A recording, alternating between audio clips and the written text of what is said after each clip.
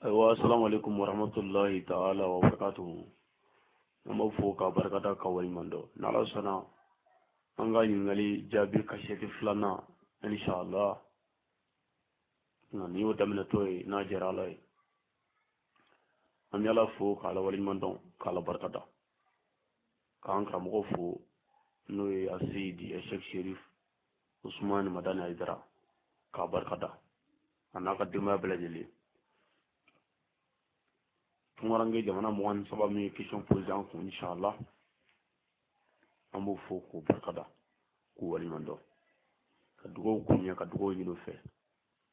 majara lay ola min ngali minum bla yoro mina ala sanama ta yoro la bizillahi ta'ala o kasheti mana bank ande yoro mina na ala sana na kasheti sabana na abna jabido so ko inshallah min flana dal to na jara lay ngale nunu jabi ba ay o ya balma ken na dingi na ka kalande no ya ali samari afriki précisément malla bamako irma jo ka do bula inshallah tangani ni ko ala ba fa ka bo shaytan daga ne toromo ka damne na la to barka may jinni lo boliti yani la ran ne makran ni ala ha soli ala ka cidim baka no ye muhammadu sallallahu ta'ala wa sallim ana sudu sanma na ka sabon Allah an fa ka kan kishi namura ka wira fu ka barkada ewa an ga yin ali konondona ko yala ko ibise ka muso furu ka kodo dugwala ka furuwa ina fo ka dugu musula islamai muso islamai me sumo ko islamai kendu otuma ko yoro dugwala ka furu yala ko bi nyawa ira dunya doniya wala yi busbe ka ira ifata islamé wal me bat islamé donc yeba ka fo abi defu dala musalla otma ko yala ko isra duala ka fuwa ko bi da nasro na fam inal kono dona inshallah aywa اللهم صل على سيدنا محمد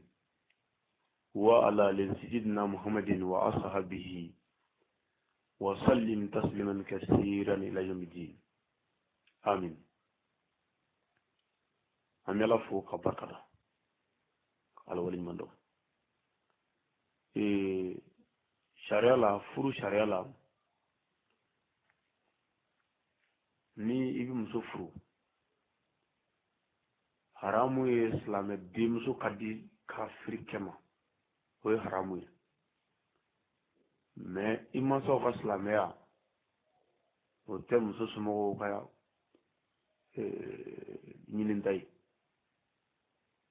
et puis o t'u ka sira ye cɛ min bɛna a den ta o cɛ in ye silamɛ de ya kuma in ya de sariya si tɛ silamɛya kɔnɔna na sariya min ko ka i mansaw ka diinɛ ko sɔgɔbɛ mais i bɛ se ka mansaw ka bɔkolo de lajɛ mais o ka diinɛtigiya non non non non wa furu tɛ se ka dabila silamɛya sariya la abada ko cɛ fa tɛ silamɛ furu bɛ se ka dabila de cɛ kamalenni yɛrɛ de tɛ silamɛ o tuma o la hali ni fa ye waliyu ye a tɛ kɛ mais ni kamalenni ye silamɛ ye hali n'a fa ye bolisɔnna ye ni ko ne tɛ cɛ in fɛ sabu k'a fa ye bolisɔnna ye o ye kungo ye mais silamɛya kɔni m'a fɔ fiyewu ko baa la k'a fa ye bolisɔnna ye non non non donc o la i bɛ se k'a dogo n'i y'a dɔn k'a fɔ n'i y'a fɔ muso ye k'i fa tɛ silamɛ ye furu bɛ tiɲɛ o la i bɛ se k'a dogo muso la k'a furu mais min de ye haramu ye ka e yɛrɛ ka jogojugu dogo muso la k'a furu walima e k'a dogo muso la k'e ye silamɛ ye k'a sɔrɔ e kafiri ye o janfa ye tan fila walima ka galonba dɔ tigɛ galon min bɛna kɔrɔ dɔn n'a kɔrɔ dɔnna fana a bɛ kɛ pɔrɔnba ye i ka furu la o bɛɛ tigɛli haramu furu la mais nsomɔgɔw bi ta nsomɔgɔw ka gundo dogoli ka muso furu mais i yɛrɛ b'a dɔn k'a fɔ gundo t'i la min ye juguman ye o bɛ bɛn donc silamɛya sariya m'a fɔ maa si ye ko ni cɛ somɔgɔw tɛ silamɛ kana sɔn a la ayi wa a bɛ tɛmɛ fana o contraire hali ni muso fa ni muso ba ye kafiri tant que muso ye ne ka di e ye jogo min n'i b'o ɲini muso la o b'a la sariya b'a ɲini fɛ k'a ta sabu rasulu kan ka muso ta ni jogo dɔw ye muso ka cɛɲa la muso bɛ se ka ta muso somɔgɔw ka ɲa la muso bɛ se ka ta muso somɔgɔw ka setigiya la muso bɛ se ka ta muso ka diinɛ fana muso bɛ se ka ta mais kira ko alayhi salatu wasalim a ko ale mandenw ma k'u ka u bɛrɛ digi muso ka diinɛ kan o de ye furu lasɔrɔ hɛrɛma ye donc diinɛtigi muso kana ba o la ko a fa tɛ diinɛtigi ye kana ba diinɛtigi muso la ko a ba tɛ diinɛtigi ye kana ba diinɛtigi muso la ko a kɔrɔkɛ bɛ yen k'o tɛ diinɛtigi ye non tant que muso ye silamɛ e bɛ min ɲini o b'a la a ta mais mɔgɔ dɔ bɛ yen silamɛ tɛ k'a sɔrɔ hɔrɔnya danbe dafalen don a la cɛw n'a sɔrɔla i fa ka baara ye mɔgɔ faga de o n'a ɲɔgɔnna cɛnnijugu o tuma ni muso y'o dɔn muso b'a yɛrɛ furu sa o fɛn qualité ninnu tiɲɛ tiɲɛ yɛrɛ la olu ye jugu cɛjugubaw ye minnu tɛ hɔrɔnya jugu ye walima a ka baara ye ka bin musow kan o n'a ɲɔgɔnna dɔn mais tant que diinɛ taabolo dɔrɔn mais a ka hɔrɔnya n'a ka danbe b'a cogo kɔrɔ la o tuma sariya b'a ɲini furu ka kɛ wa sariya b'a ɲini fana i ka a ka kafiriya dogo pour que i ka se k'a sɔrɔ parce que e yɛrɛ b'a dɔn i ye silamɛ ye i ka layidu dafalen b'i bolo pewu donc muso fana ye silamɛ de ye et puis e de bɛna mara a bɛna taa e ka mara de kɔnɔ hali n'a sɔrɔla n'e bɛ dɔ ka mara kɔnɔ muso t'o ka mara kɔnɔ muso b'e ka mara de kɔnɔ i m'a ye cɛ dɔ nana ciba yɔrɔ la alayhi salatu wasalim a ko ya Muhamɛd a ko ne muso ni ne fa tɛ bɛn yala ko n ka a kɛ cogo di n muso ni n fa tɛ bɛn n ka kɛ cogo di n ka muso bila de wa walima n ka mansaw bila ciba y'a jaabi kan'i mansaw bila kana muso bila muso tɛ bila mansaw kama mansaw tɛ bila muso kama muso y'i bila mansa minnu kama o t'an an mansa ninnu ye quoi tiɲɛ tiɲɛ yɛrɛ la n'o tɛ kira dɔw denmuso naminɛ dɔw musow bila u fa kama k'a fɔ dɔrɔn cɛkɔrɔba bɛna dɔrɔn k'a fɔ n denkɛ nin to yen olu bɛ ko dɔn olu bɛ ko kalama mais anw ta ninnu n ka dɔnni fanga ka dɔgɔ tuma dɔw la denw yɛrɛ bɛ dɔ dɔn hali u t'o dɔn o tuma n'o ko i ka a dabila k'i ka muso in bila o tɛna dalilu foyi fɔ muso in yɛrɛ de ko man ne ye dɔrɔn walima dalilu ka dɔgɔ quoi dalilu bɛ fɛgɛya kosɛbɛ donc o sira kan sariya b'a ɲini an fɛ muso t'i bila ko ani mansa tɛ bɛn sariya ko ni muso ni mansaw t'i bɛn k'i ka muso bɔ i mansaw kan i mansaw ka hakɛ ye min ye fɛɛrɛbɔ ko ni furakɛli ko ni balo ko la i janto la o sira bɛɛ kan i kana b'u ye mais muso t'i bila ko olu tɛ abada furu sira bɛ cɛ bolo an ka silamɛya sariya la furu tɛ sa ko fa ko ta a tɛ sa ko ba ko ta a sali bɛ cɛ de bolo quoi donc n'o bɛ cɛ bolo sariya b'a ɲini cɛ fɛ i ka muso bɔ i mansaw kan pour que bɛn ni kelenya bɛ se ka na cogo min na u ni ɲɔgɔn cɛ u bɛ se ka bɛn cogo min na baaraw bɛɛ lajɛlen la donc sariya b'a ɲini cɛ fɛ n'i yɛrɛ ye silamɛ i ni ala cɛ i bɛ ka muso min ɲini silamɛ don o tuma ni que ce soit a min ɲininka i bɛ se k'a dogo n'a ye ɲininka fana i bɛ se ka ɲini a fɛ a ka tɛmɛ o yɔrɔ kan i bɛ se ka fɛn min bɛ se ka tɛmɛ o yɔrɔ kan ni fɛɛrɛ mun i b'olu kɛ kana nkalon tigɛ dɛ mais kanu ni yɔrɔ ɲɛfɔ a ye o ka ne ka ko gɛlɛya mais furu yɛrɛ kɛlen kɔ sa o tuma i bɛ se ka mɔgɔ ɲini o ka n'a bara ci walima i yɛrɛ ka se ka fɛɛrɛ kɛ ka o fɛɛrɛ ninnu k'i yɛrɛ ye misali la ka dɔ ɲininka dɔrɔn ko yala ko misali la karamɔgɔ yala ni somo da islame ni muso islame ira islame la ko furu misika kewa bo bara chanya o bisika limana do da ma fana pour que akasika bayalbi le to fufu tala bisiki dugu muso la karne ni somo jogo jogo do wala kam so furu tant que no tela be ko dugu muso la kam so furu ala sɔrɔ so o ye ɲininkali kɔnɔntɔnnan ye amma ɲininkali tanna inshallah o de ye ko jamana dɔw la ko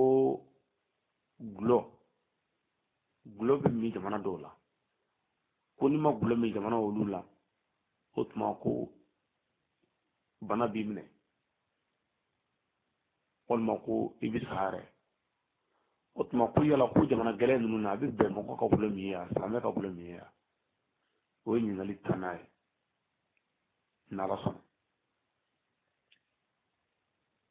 ayiwa اللهم صل على سيدنا محمد وعلى آل سيدنا محمد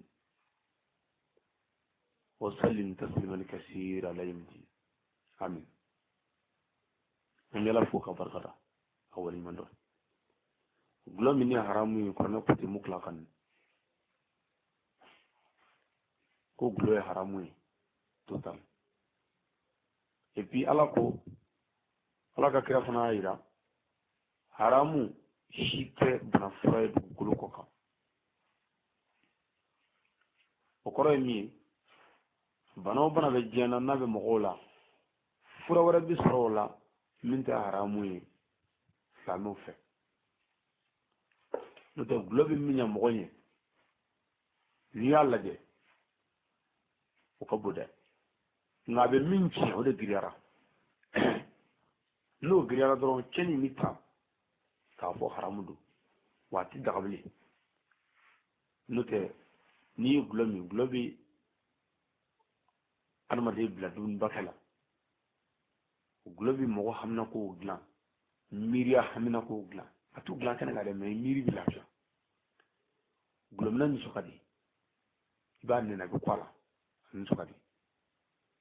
ya toujours hamnya ni do quoi me globe chene minde o gira na ka glali o ma ka haramu ka harami ka klibor la fo klibiro ibiro minna sorla ko o tamira tiri bi chudo la ko fa ka kudoke o tuma ba la jalibi ko munu misra ke nunu bi taka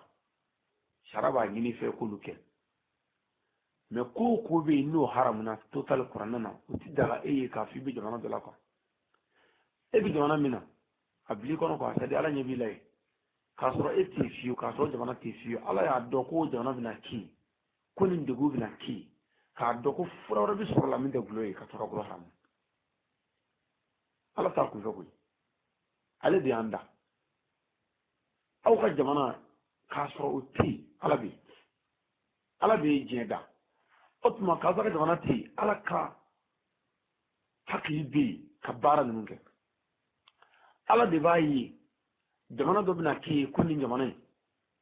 o jamana tamara bi kelin juwe nata o bina foka fura gloy o na gloy tere afura ni gloy ga haramu nga kornana ya wanta daga fuka jewuli me fuka mubo na surla au ka jamana do ka misali jamana do be ko ni gloy mi bisa ba nga ka ta cedo otuma mamna ni ala gloy haramu ya kornana ala kunda do ka fo ko au ka jamana mina keiwa ala kunda do ka fo nim banan na mago mina ko fura sala bloko wa ala bodo o man ala bodo mun ala gloy ga haramu ma ala fuka au fuka dia ay o mala tunda do hamado aw muna sabu nyeware bala min da gloy o la glomi tipe nyeshika insha Allah haramu do total bana frata fu mais yahudi on nazaro ka politique américain we kanga mo ko lutien ala on fait to anana ka foya madola modo farqulu bunya waira ko ka drogu do ta ko bi ñoma existant do ko no kara ko o farbi ci doni o tuma ko bi ñoma bon on wonti so on islamu ti sabara bana shi farata jena min fara haramu oti parce que bana tigi ala ka anda ka bana da o ka mo mene ala nyana atuma ala ka fo ni haramu o haramu ne ka take o bana fay ay otike ala ko nyada mais jiru ku yi mais frakali klisi ku yi mais frakali doni kornere ku yi mais frakali mo docteur so bani re ibi fo fa no na za docteur so abbe bora nna uya ayalma ka ake chugo warla ka produit kala ka fenoro ka ko ka famuna bana oyi ni ngal tana jabi na jarale ala ka famu dama ewa ni ngal tani kele na ko kabula yumi ame tan kele nan tan flana be faranya ko ka tan kele shangle ko kabula yumi bada yumi ko ko nyefo moyi parce que mo be sili ba me ko kabla bada me ko ka barati inshallah o barati na chili o question kele me na question chaman jabi zamal ma chaman ye question poser ko ni seli ke do nan ke do duru hotma olu bena jabi ni zebe doko ko ni gunota minga nga seli ka manga dugu ko ni o manga bo ko be ke chudi be bi jabi ni zebe donc ko kabla an bada ni majme kabla mu ye bada mu ye abi soro to di munidu inshallah wa alhamdulillah mi ala fo ka barkata allahumma salli ala sayyidina muhammadin wa ala ali sayyidina muhammadin wa ashabihi wa sallim tasliman kaseera la yamdina amin an ala fo ka barkata kabla sujudu koroy ku ñebla sujudu tinduru ko flam meke ka kon salam blaliñe kabla sujudu koroy ko ñebla sujudu c'est prosterner avant la salam tinduru ko flake yani salam blache habi ko kabla o kabla sujudu o bi mogo soro de ni kunye dama o kelimo kelino yi soro sharaba nyini fe ni sili bana iti salam blade ibi ngana seri sigile ki te trupu ki te wuli ka trupu ni ka wuli ka tahiya kala ka salam bla kabla sujudu kunye bla sujudu fla ka kon salamu ni o koroy kabla na yi soro ibi tahiya kala ngo flake salam bla ko kile tahiya kala ngo fla sigero kile salam bla ko kile ka fere mawli ki joko na kabla bi mo soro chudi mamina ni dobo silla ibi kabla ke ni dobo silla ibi kabla ke ni dobo silla ibi kendru ko flake ka kon salam bla ligne misalla fatiha kala ne kofe sura mi medda fatiha ka walma haya medda fatiha ka ni mo min yo tuy hadri yi fatiha kala do ma sura da kabli farda silla jogo fla folola ab fo dobo silla ibe kabla sujudu ki misal flana no yi kabla bi ma sura ni femu yi a flana ka gunuli ke bangi yoro la c'est-à-dire mi manga kanga bo ni yo manga dugu abi foke dobo silla dalu jume arajo manga ka bo ni bi faka dobo ale muye ko ta dobo ala de ko che dobo arajo manga na de o koro e seli mi manga du bo ni yo manga gulu o yikeli ka dobo silla ibi kabla sujudu ke ka tinduru ko flaka en salam dace o kabla kero ki soro ya flana kabla kale ki soro n'o ye ka dɔ bɔ seli la ka mɔgɔ sɔrɔ a sabanan kibaru filili c'est-à-dire kibaru fili toyili ka ɲina kibaru kɔ ni ɲina kibaru filili la ka biri ka wuli ten ka ɲina kibaru fili la o tuma a bɛ fɔ k'e ye dɔ bɔ seli la n'i dɔ bɔ seli la i bɛ kabula kɛ den duuru ko fila yanni salamu bilali cɛ kabula bɛ mɔgɔ sɔrɔ ni naaninan min ye tahiya kalali toyili misali la i sigira i kan ka tahiya kala i ma sigi tahiya kalanyɔrɔ la i ma sigi i wulila ka tɛmɛ mais i wulilen i miiri jiginna sisan k'a fɔ i ma tahiya kalan dɛ a bɛ fɔ k'e ye dɔ bɔ seli la i bɛ tɛmɛ ni seli ye seli mana ban i tɛ salamu bila dɛ i bɛ den duuru ko fila kɛ ka sɔrɔ ka salamu bila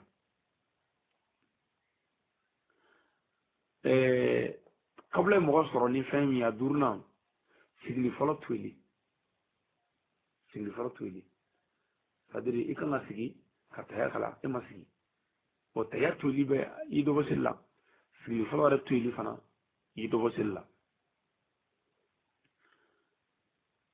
bon kabula ye mɔgɔ sɔrɔ ni fɛn min ye a wɔɔrɔnan sami Allahu liman hamida fɔli toyili c'est-à-dire ni rukuyi kɛ kibiriminɛ kɛ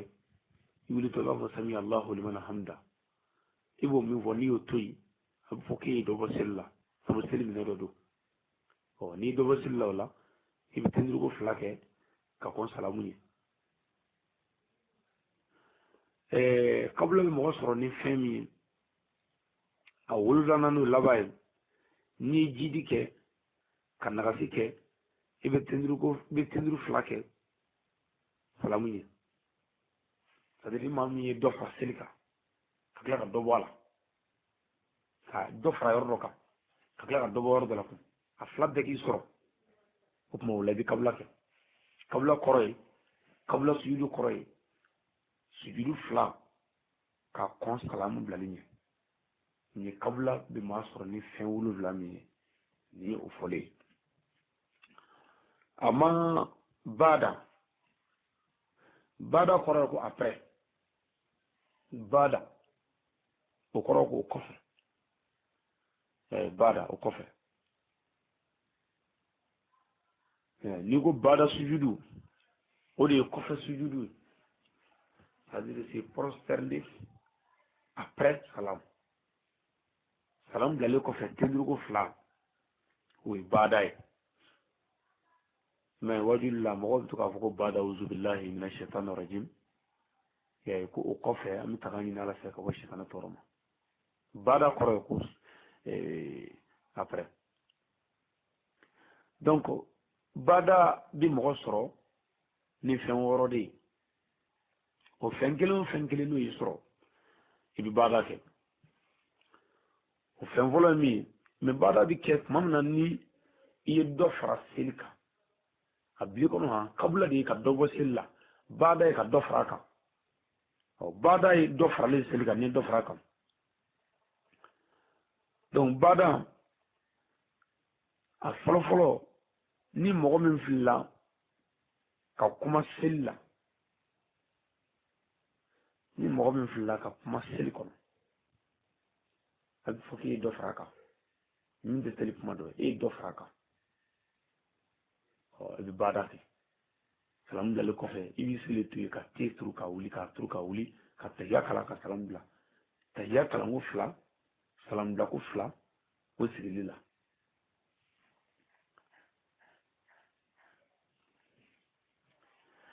bada bɛ mɔgɔ sɔrɔ ni fɛn filanan min ye n'i ɲinɛna ka kelen walima fila fara seli kan o bada ye selifana seli ye jago naani ni fila ka kɛ duuru ye walima ka kɛ wɔɔrɔ ye i bada kɛ ni fila ka dɔ fara seli kan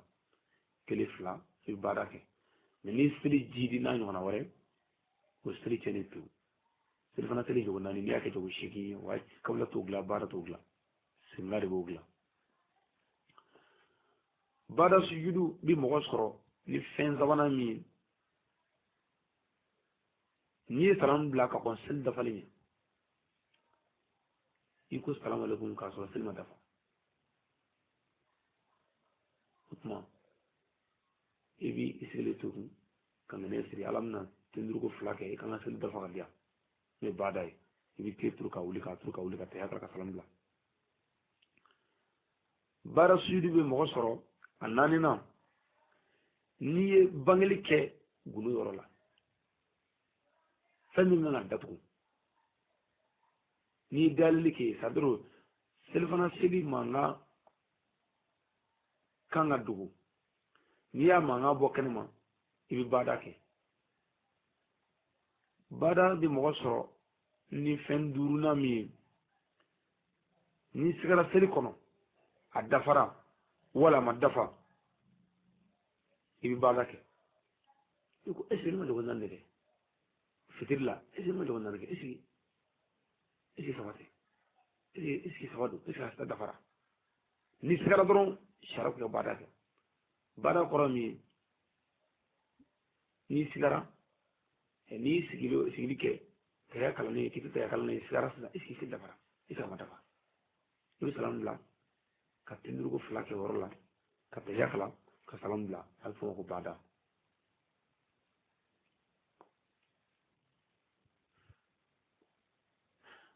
baada bɛ mɔgɔ sɔrɔ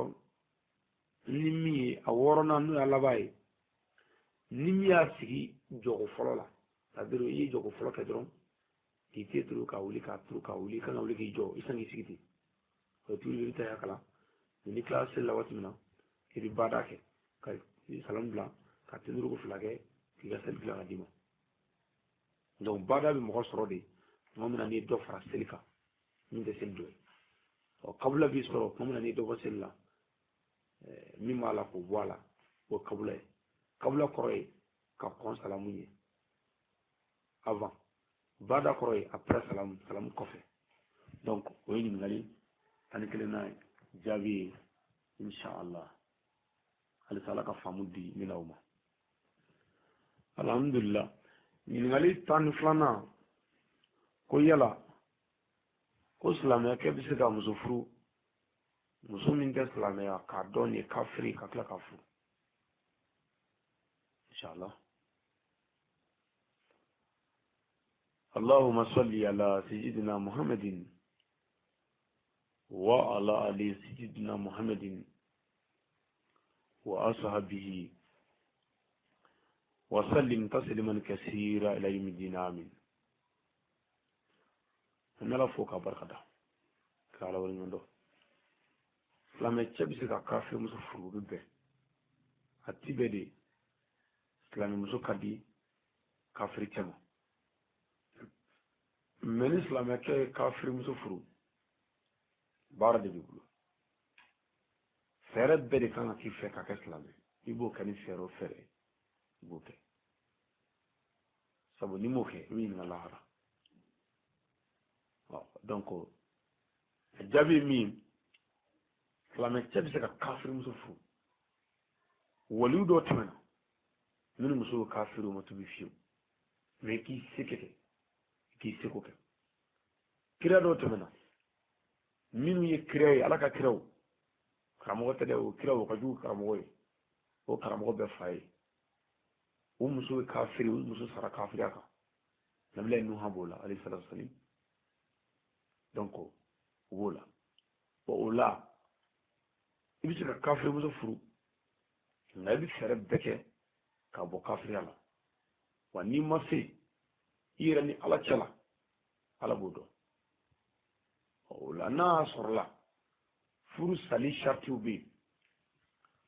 n'a y'a sɔrɔ la ni olu dɔ t'a la sariya b'a ɲini fɛ i bɛ se ka mara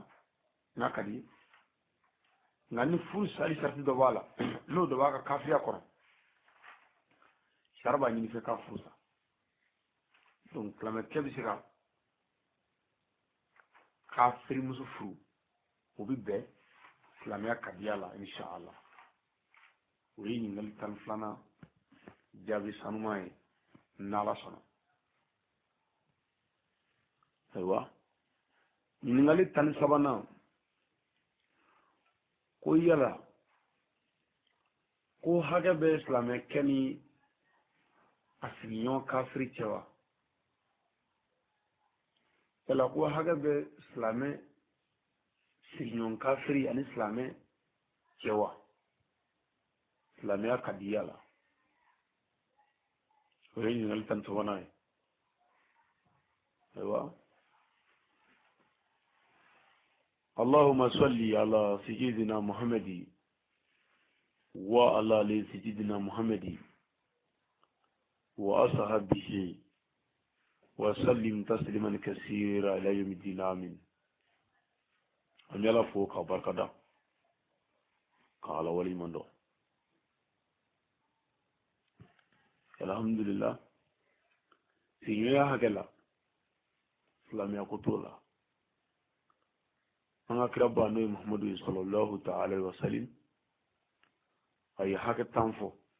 وبمغني سينيا كلا عربي بين على هكذا هل ني سينيا كافري بين على نكرني جين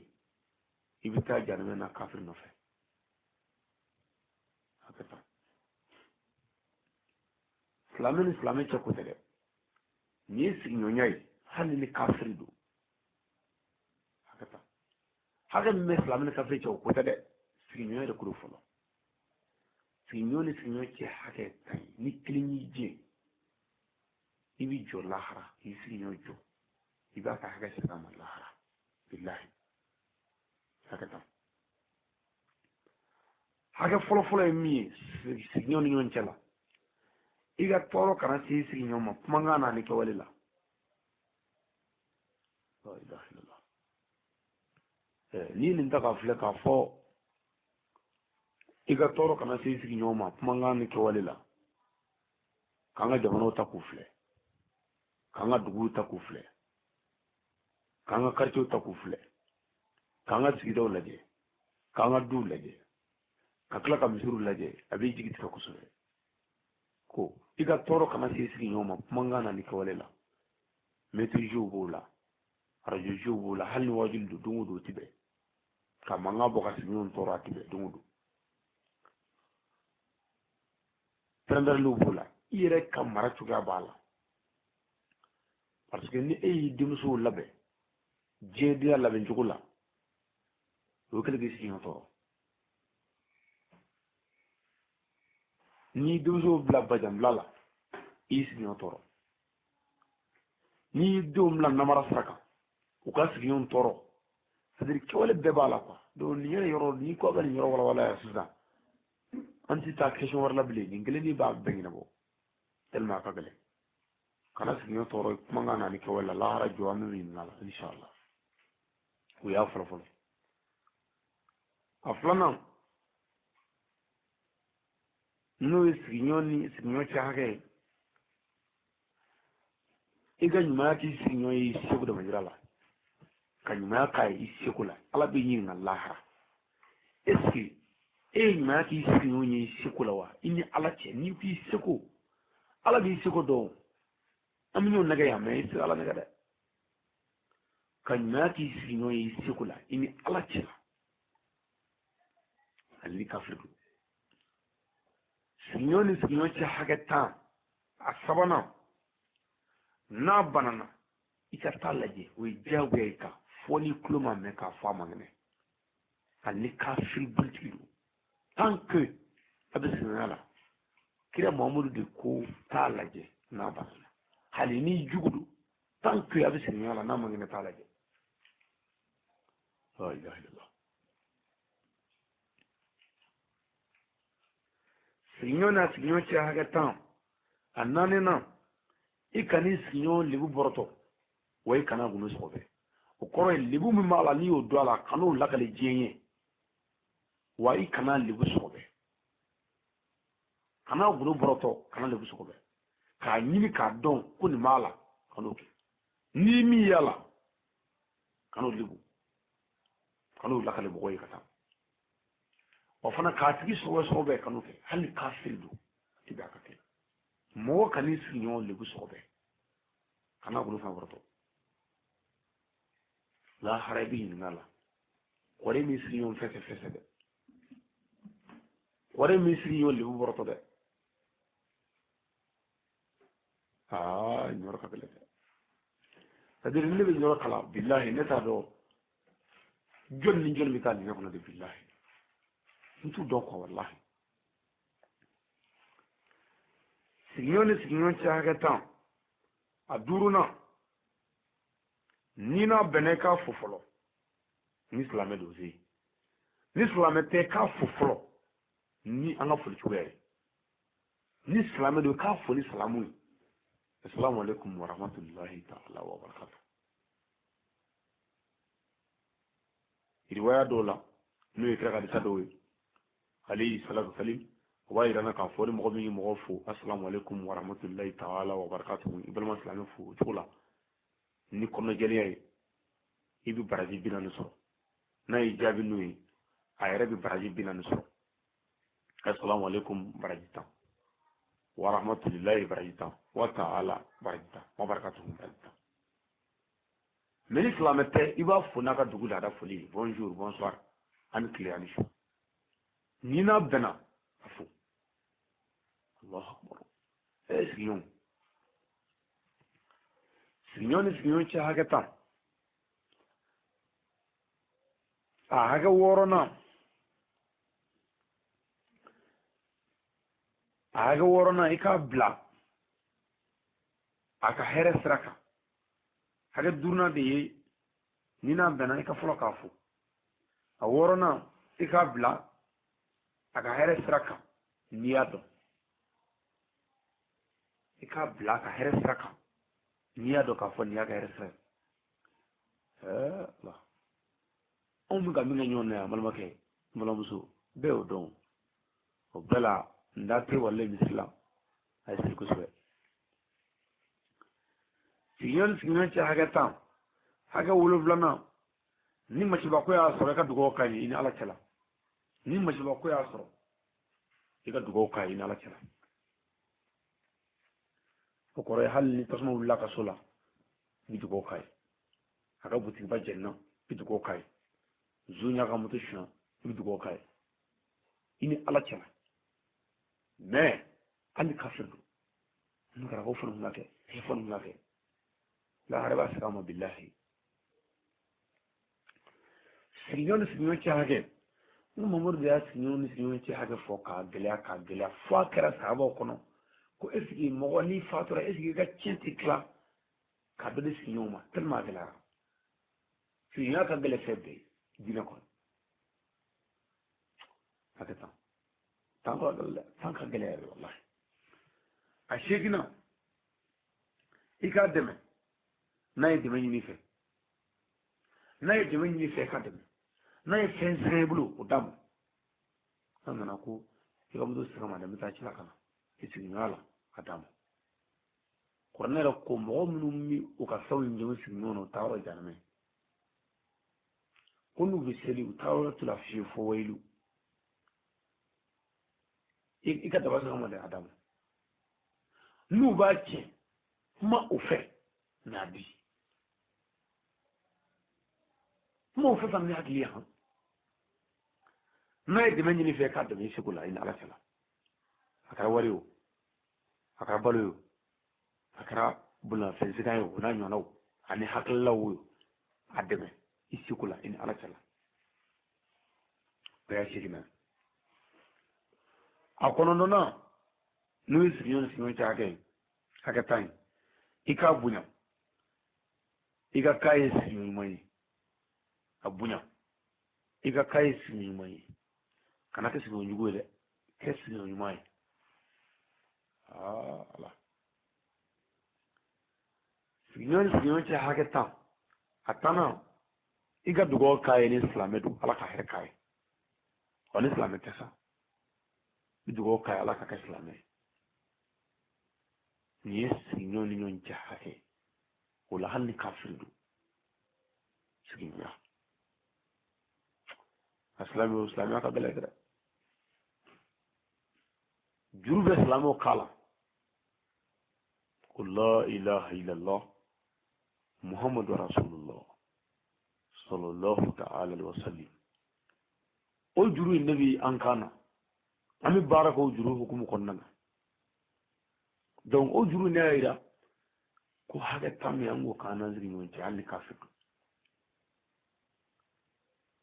ni islamani asiyon ce ya ni siyon ni kafiri islamani ne kafiri ce bi hallu taslimu mai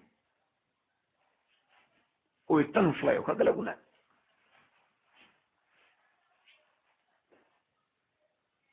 tan fly o hage folo o ye kui kana tu ya ga dume kafiri kan hage flama ika kɔniya dusukɔnɔ komi ala yɛrɛ y'a kɔniya cogo min na sabu ala tɛ kafiri fɛ kafiriya fana fɛ a sabanan i kana ka teri o ye kana kanu kana ka teri kɔrɔ jumɛn kana kɛ gunufɔɲɔgɔn ye i n'a cɛ et puis i kana a kanu parce que n'i y'a kanu i bɛna a ka baara in kanu a naaninan i ka kɛ laadiri i n'a cɛ kana kafiri namara kɛ laadiri n'a cɛ ni n'a jɛra a to a la n'a bɛra min k'a kɛ ten kana janfa a duurunan ye min ye i ka hinɛ a la silamɛ ka hinɛ kafiri la hali ni kafiri don a wɔɔrɔnan min ye i kana tɔɔrɔ a ka hakɛ kama kana tuɲɔ a ka hakɛ kama kana tɔɔrɔ a ka hakɛ kama ko kafiri don dɛ ayi a wolonfilanan ye min ye i bɛ se k'a dɛmɛ wa n'a y'i sɔn i b'o minɛ ngi t'a deli dɛ a ti bɛn silamɛ ka kafiri de ye i kɔni b'a dɛmɛ wa n'a y'i sɔn i b'o minɛ o ye halala ye a seeginan ye min ye i kana silamɛmuso furu kafiri ma o ti bɛn karamɔgɔw furutanwalaw moriw alimamiw aw ko don a kɔnɔntɔnnan ye min ye n'a tisora n'a ye ala tanu i bi ala deli a ye ko ala k'a kanda ni mɔgɔ tisora i kan k'a fɔ ko tanu bɛ ala ye mɔgɔ min b'i kɛrɛfɛ u b'a fɔ ala ka hinɛ la n'i ye silamɛ i b'a fɔ ala ka hinɛ an bɛɛ lajɛlen la k'an kisi i yɛrɛ b'o se k'a ma mɛ ni kafiri don n'a tisora n'a a ye ala tanu o kɔrɔ ye n'a ye alihamudulilayi fɔ i b'a fɔ ala ka i kanda a b'a fɔ amina ala k'an bɛɛ kisi voilà a hakɛ tanna ye min ye i kana fɔ fɔlɔ ni n'a bɛnna n'a y'i fo i b'a laminɛ kana fɔ fɔlɔ ni n'a bɛnna n'a y'i fo i b'a laminɛ kana fɔ fɔlɔ n'a y'i fo i b'a laminɛ o kɔrɔ ye n'a ko ani tile girin ka lamɛn ani tile n'a ko salamu alaikum a laminɛ kun walaikum salam a tani kelen na ye min ye o yɔrɔ in kɔni sa ko ni n'a bɛnna kana sira bila an ye kana sira fɛrɛ a ye parce que dugukolo tigi ye ala ye aw y'a to ala ta la nin ko a t'a to ala ta la donc kana ala ka sira bila kafiri ye ka sira fɛrɛ a ye laɲini y'o min ye o ye sira fɛrɛ ko ye nka ni kafiri bɛ mobili la i bɛ se la ni ma sira fɛrɛ min na ko la i bɛɛ y'o dɔn i bɛ sira bila fɔ ŋɛɲɛ kɔnɔ donc kana sira fɛrɛ kafiri ye laɲini bɛ fɛn dɔ de la c'est à dire toujours a yira kafiri la e b'i yɛrɛ kalama ka tɛmɛ a kan quoi et puis a yira la e bɛ mara dɔ de kɔnɔ ka tɛmɛ a kan donc o la f'a k'a dɔn k'a fɔ e n'a tɛ kelen ye donc k'i kana sira fɛrɛ kafiri ye o ye a tani kelennan ye a tani filanan n'o ye laban ye c'est à dire i kana a kafoɲɔgɔnya c'est à dire i kana tugu a la k'a kafoɲɔgɔnya a ka kafiriya walew dala quoi i kana tugu a ka tabiyaw kɔ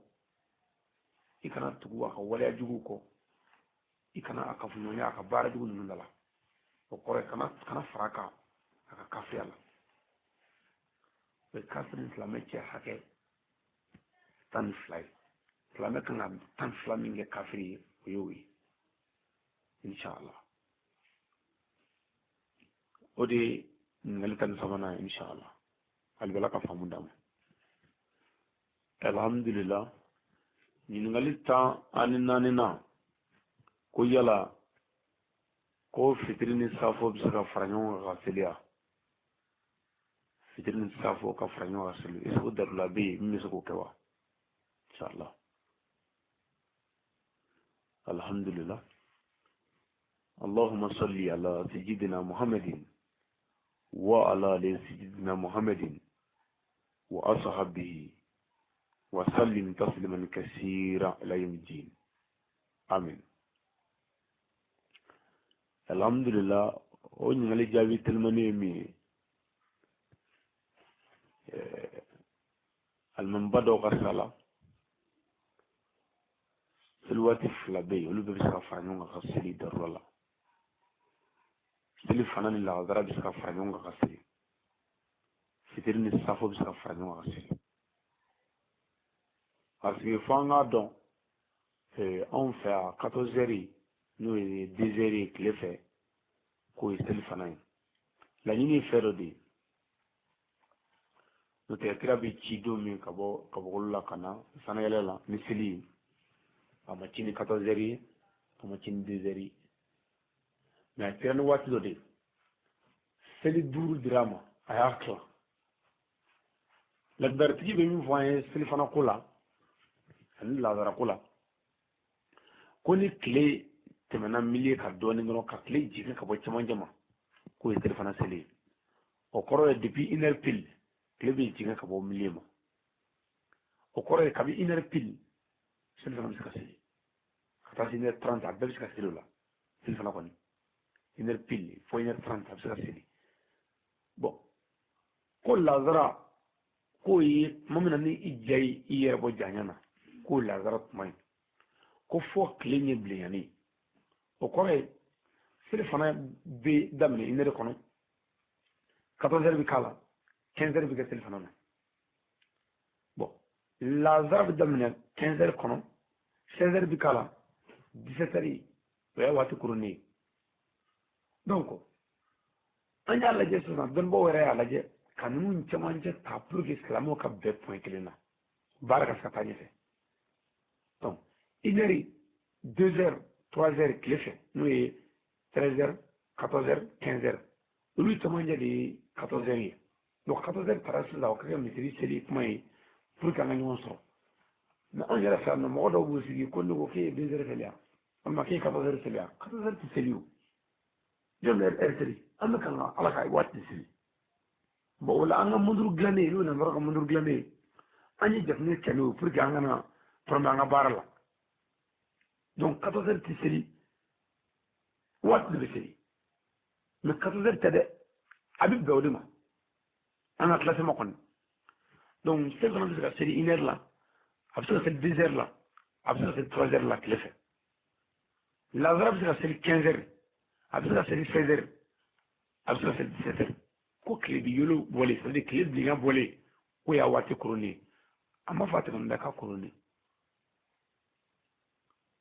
donc fitiri fana bɛ se ka seli ko tile mana bi o fitiri selili safo bɛ yen fɔ fajiri mais fitiri selili tile binni fin donnen tile binni ye fitiri selili ye mais ni dibi donna k'o ye safo seli ye bon dibi donni ni tile binni waati joli bɛ yen waati jan tɛ yen jamu yɛrɛ bɛ bɛn ni bɔgɔ bɛɛ soit ni san finnen don walima ni safiɲɛ wulila walima ni darula bɛ yen wajuli la ɲɔgɔnnaw misali la a bɛ wajuli la 15h kuma kɛnɛ bɛ sigi 15h kuma wajuli dɔ bɛ yen a bɛ 15h kuma bon o la n'o bɛ kɛ 15h kuma a bɛ bɛn seli fana ka seli aw fɛ 14h bon wajuli n'a bɛ ban 16h a bɛ bɛn ni 16h mais ni wajuli in tɛna ban peut-être fɔ fitiri o la a bɛ se ka 15h a bɛ se ka lazara seli ka yɛlɛ tabi kan ka wajuli daminɛ tabali kan ka wajuli daminɛ donc a bɛ bɛn waati fila min ka fara ɲɔgɔn kan alimami dɔw ka sira la o ye seli fana ani lazara ye ani fitiri ani safo mais dɔw y'a yira ko ni darula bɛ yen ko k'a kɛ dɔrɔn min fana bɛ yen sanfin ani finingolo ani bɔgɔ bonyani ko ani diinɛ baara wɛrɛw mɛ ne y'a fɔ n bɛ segin a kan halala ɲini yɛrɛ ye diinɛ baara dɔ ye mɔgɔ min bɛ baara yɔrɔ la mɔgɔw bolo baara la o yɛrɛ ye diinɛ baarakɛla dɔ ye parce que rasulu b'a fɔ an ye ko mɔgɔ mana bɔ a faso ka taa fɛn ɲini na n'i sara o sara yɔrɔ la n'i ye fɛn ɲini halala ye n'i sara ye k'a bɛna fɔ i sara kɛlɛkɛyɔrɔ la o ye sedisu ye donc n'o ye sedisu ye n'i taara kɛlɛyɔrɔ la n'o de ye tiɲɛ ye k'a fɔ i taara halaɲiniyɔrɔ la ko e ni sedisu bɛɛ kelen ye k'o ye tiɲɛ o tuma 15 heures la i ye 15 minutes sɔrɔ 15 heures kɔnɔna na repos la ka seli fana seli ka lasara seli o bɛ bɛn fitiri fana na fitiri kɔnɔna na i ye 15 minutes sɔrɔ ka bɛn ni fitiri ye juste bon ni i tila o la dɔrɔn taa baara la fɔ fayiri misali la a bɛ bɛn ka fitiri seli ka sababu seli ka tugu a la inshallah sɛbɛnni fila bɛ se ka fara ɲɔgɔn kan n'o fitiri safo ye ani seli fana ni lasara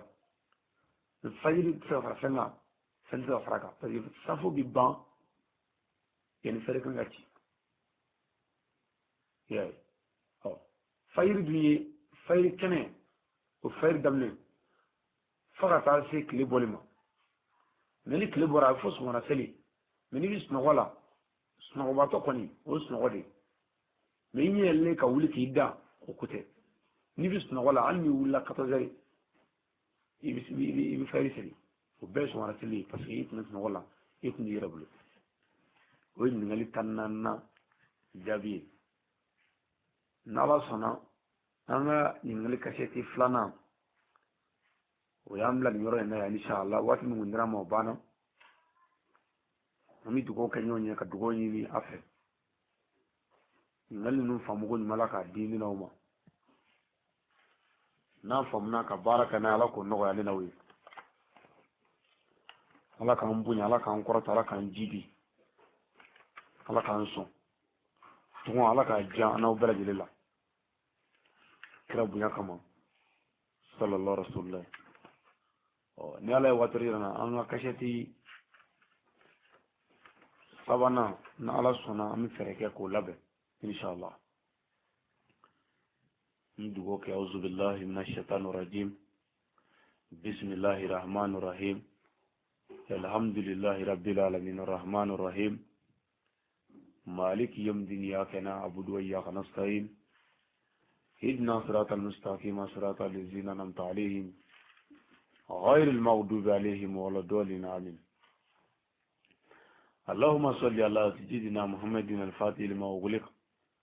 والقاتم لما سبق ناصر الحق بالحق والهادي إلى صراط المستقيم وعلى آله حق قدره وقدر الله العظيم اللهم صل على محمد وعلى آل محمد كما صليت على إبراهيم وعلى آل إبراهيم وبارك على محمد وعلى آل محمد كما باركت على إبراهيم وعلى آل إبراهيم في العالمين إنك حميد مجيد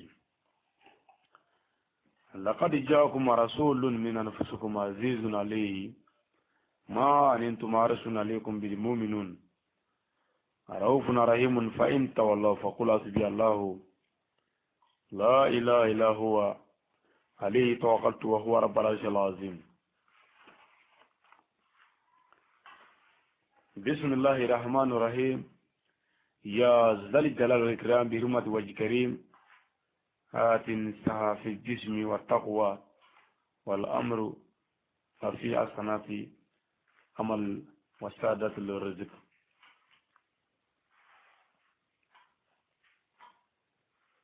إن الله وملائكته يصلون على نبي الله